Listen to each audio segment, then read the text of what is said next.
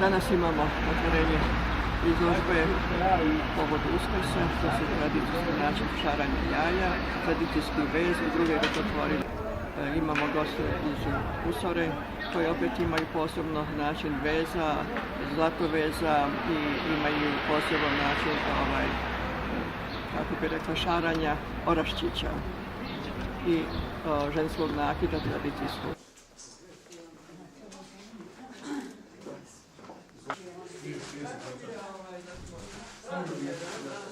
Smo ovdje naše ručne radove, to su uglavnom tradicijski nakit, tradicijski napleti, nošnja, vezovi i vezane ploske.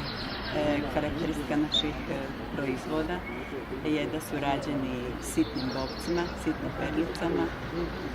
To je vrlo mukotrpan i spor rad, ali je vrlo